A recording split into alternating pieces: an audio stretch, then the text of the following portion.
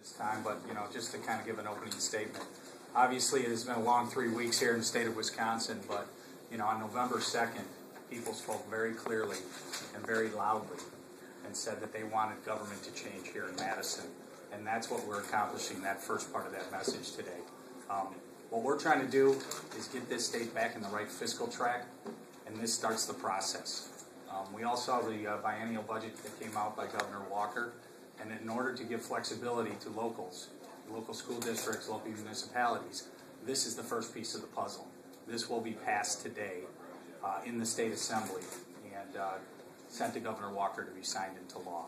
So we feel that we're doing what we said we would do on the campaign trail, that we were going to make choices here in Madison that would be difficult, that would be tough, but would be the right way to head the state. And this is the first piece of that puzzle. So with that, I guess we would take any questions. What will you do procedurally with this vote on the floor today? We'll do the same way we've always done. We will get to a point where we will have to call the question. I'm not sure what the Democrats have, for delayed tactics today.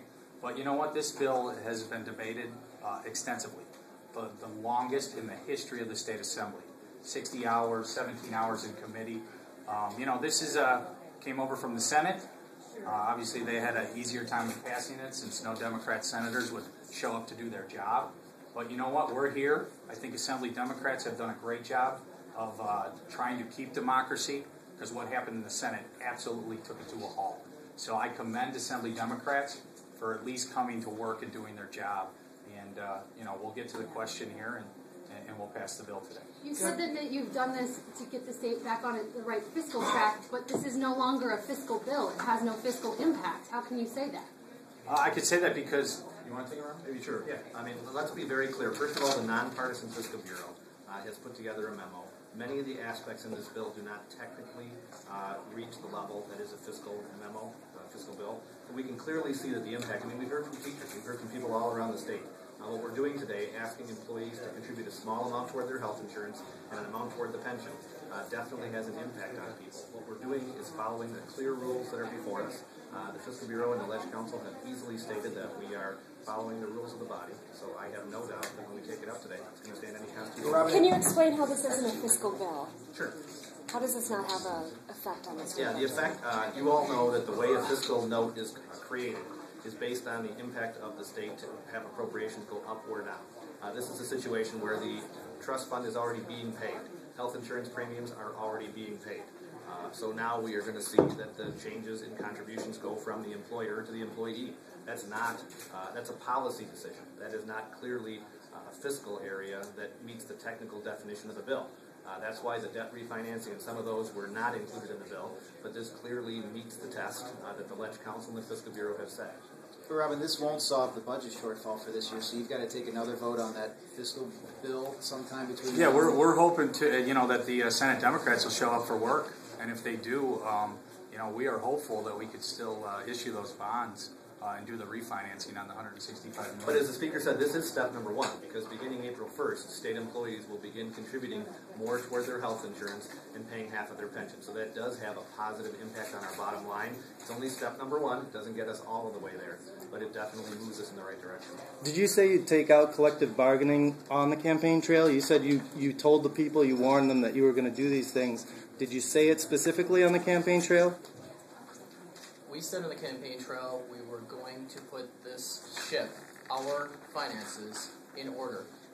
We are doing that. That is why we're here. We have had debate on this issue, 60-plus hours debate, 17 hours of committee. So anyone that says we haven't followed the process, that we've not followed our own assembly rules, is absolutely incorrect. But we were very clear. We were not going to raise taxes. There are many out amongst the protesters that want us to do that. We're not doing that. We are going to make reasonable and asking for reasonable concessions. We're doing the right thing here. We're giving locals the tools so that they can make their decisions. They've been asking for this for years, for decades. We're finally here to do that. And no, this isn't easy. But I will tell you what our members have said on the campaign trail is that we are going to make certain we solve this deficit. This is part of that process. Do these changes prevent the 1,500 layoffs that Governor Walker has stated he will make?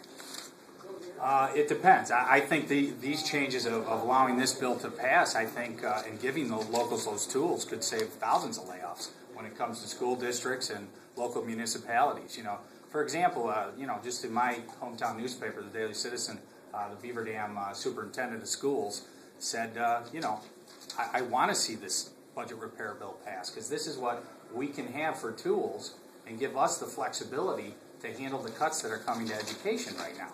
So, the rhetoric that you're seeing from Democrats on the governor's budget is going to decimate schools, decimate education. It's rhetoric. Some schools are going to make out better under this plan. The way it shakes out, you could actually receive more money. And that's what a lot of these school districts, after seeing what's in place here and after they see the numbers, are going to realize. And a lot of them have reached out to our members. But let me make it perfectly clear.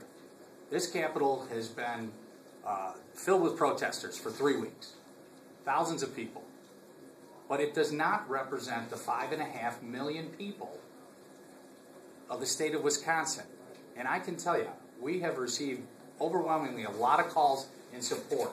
I know back in the district, one of the things that helped me to get our members to be so solid on their vote was going home back to our districts and having people say, you know what, it's refreshing to see politicians do what they said they were going to do.